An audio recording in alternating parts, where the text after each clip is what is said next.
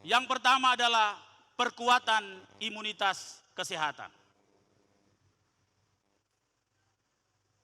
Imunitas adalah kunci kesehatan menghadapi pandemi COVID-19. Deteksi adalah kunci memutuskan penularan pandemi. Strategi screening kunci ketepatan triase dan efisiensi. Smart City dengan sentuh hati adalah kunci kecepatan penanggulangan pandemi. Bapak-bapak, ibu-ibu yang saya hormati, ada 11 tahapan dari subprogram imunitas kesehatan. Yang pertama adalah persiapan. Kami telah melakukan persiapan seperti malam hari ini. Kita sudah mempunyai pembiayaan, ide perencanaan, regulasi, pengawasan, dan targeting. 2. Kampanye dan membangun trust. Karena ini program menyentuh semua orang, maka harus kita membangun trust lewat kampanye-kampanye yang mengedukasi. Launching malam hari ini, daily promo, talk and news, engagement, dan influencer. Yang ketiga, public engagement sekaligus menyusun tim. Jadi menyusun tim tidak hanya sekadar menyusun tim. Kami membuka di aplikasi hanya dalam 4 hari para perawat kota ini, para nakes, lebih daripada 5.000 orang mendaftar. Itu tandanya rakyat Makassar sangat mengimpikan dilibatkan dalam program-program strategis. Ya. 10.000 relawan detektor. Saya bahkan kena marah dengan banyak tokoh. Kenapa saya tidak bisa diikutkan? Kami mempunyai banyak spesifikasi untuk melindungi para detektor karena dia akan memeriksa berhubungan langsung dengan seluruh masyarakat Kota Makassar. Maafkan kami rakyat Makassar, tidak semua bisa terlibat langsung, tapi insya Allah marilah kita menjadi influencer untuk mengajak masyarakat mensukseskan Makassar Recover ini. 5.000 para medis atau nakes, 306 dokter, dan manajemen kelurahan, Binmas, Babinsa, Satpol PP, manajemen kecamatan, Satpol PP, dan Ramil dan Polsek. Semua akan kita libatkan di dalam penanganan COVID dengan model Makassar Recover ini. Kemudian yang keempat adalah teaching, training, dan registrasi. Kita harus mengajari orang-orang. Kita harus mentraining, melatih semua orang, dan sekaligus meregistrasi. Door to door. Bagaimana kita membuat kalender dinding agar mereka tahu bagaimana mekanismenya. Dan beberapa fasilitas yang lainnya. Termasuk mengajari menginstall aplikasi yang hari ini kita sudah siapkan. Yang kelima, screening awal dan barcoding. Inilah salah satu yang paling menarik. Kami membarcode dengan QR code seluruh orang di Kota Makassar. Berdasarkan data NIK, kami meng-QR code seluruh rumah di Kota Makassar. Karena kami bisa sekaligus mendeteksi, ini adalah sebuah mega sensus yang akan kita lakukan sekaligus membuat big data di Kota Makassar. Dan kemudian setelah itu, setelah kita membuat screening awal untuk mengetahui bagaimana komorbid mereka, riwayat kesehatan mereka, dan kita menanyakan siapa saja yang di rumah itu yang sudah menjadi penyintas.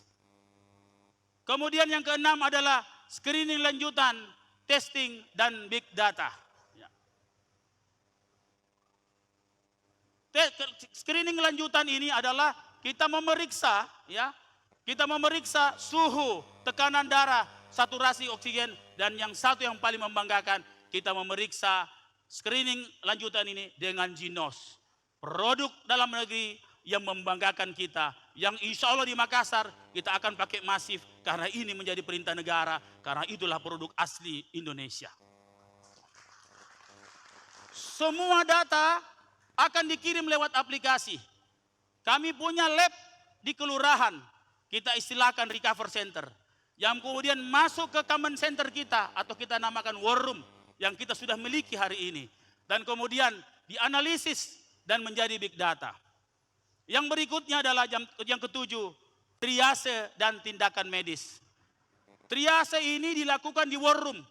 Pada saat menjadi big data, kita menentukan, para dokter menentukan status kesehatan masyarakat berdasarkan data yang terkumpul pada common center kita. Nah kemudian setelah itu, inilah adalah prosesnya, semua lewat Ginos. Kita lihat bagaimana 3 golongan yang akan kita dapat. Pertama adalah penyintas, sehat, dan yang terpapar. Yang terpapar pun terbagi atas 4. OTG atau orang tanpa gejala, dengan gejala ringan, gejala sedang, dan gejala berat. Dan inilah proses hingga tindakan medis yang kita akan lakukan pada Makassar Recover ini. Yang ke-8, setelah status kesehatan diketahui, maka status kesehatan ini yang sudah menjadi big data dikirim melalui notifikasi ke semua penduduk Kota Makassar berdasarkan status kesehatannya masing-masing. Ini belum pernah ada. Mereka tahu dan masuk di QR code-nya. Kemudian QR code-nya inilah yang menjadi tiket masuk kemana-mana, seperti sama yang hari ini selalu di seluruh Indonesia dengan pengukuran suhu. Tapi insya Allah Makassar dengan akan bukan pengukuran, tapi membaca barcode di mana status kesehatannya minggu ini akan bisa menolak atau mempersilahkan dia masuk di dalam ruangan. Kemudian yang berikutnya adalah proteksi, pemeliharaan, dan dukungan serta doa. Ya.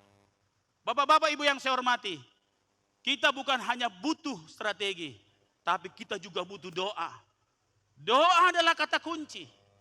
Kita bisa lihat di sini ada proteksi, ada pemeliharaan, dan termasuk sumbangan bantuan yang terbuka bagi swasta untuk ikut terlibat dalam program ini. Juga adalah doa bagi seluruh masyarakat Kota Makassar di seluruh pelosok Kota Makassar dengan di semua agama. Kita punya vaksinasi periodik, kita punya disinfektan, kita punya prosedur 5M. Kami juga memiliki program-program yang sudah jalan yang menjadi unggulan. Dulu kami punya Lansia Care, sekarang kita aktifkan kembali. Dulu kita punya call center 112, single number, kita sudah aktifkan kembali. Dulu kita punya home care dan telemedicine, sekarang kita akan aktifkan kembali.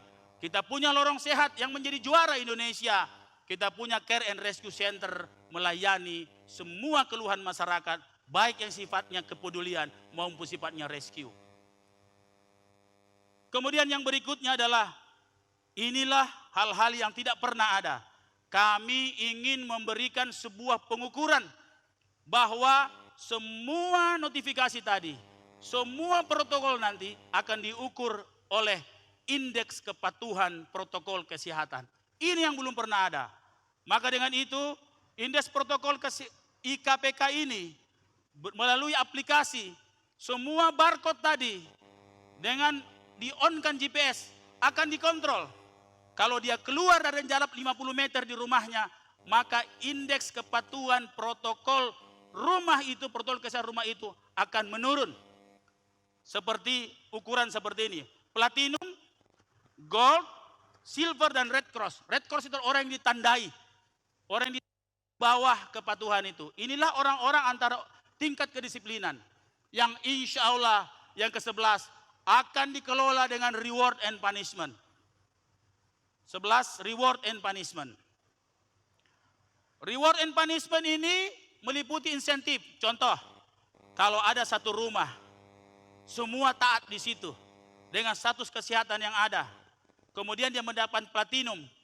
Maka kalau jika ada anak di situ yang akan sekolah, maka dia bisa memilih sekolah di Makassar dimanapun dia berada.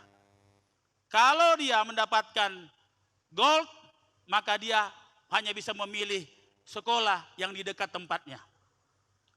Itulah salah satu contoh insentif. Dan insya Allah kalau satu rumah taat protokol kesehatannya, IKPK-nya platinum, kita akan berikan dia BPJS bagi keluarganya. Kalau di dalam rumah itu kemudian dia membutuhkan modal usaha, intinya adalah kalau dia memiliki indeks kepatuhan protokol yang tinggi. Jadi kita mengaitkan antara reward and punishment. Begitupun dengan punishment. Bapak-bapak, ibu-ibu yang saya hormati, seluruh pemirsa TV yang saya cintai. Yang kedua adalah adaptasi sosial.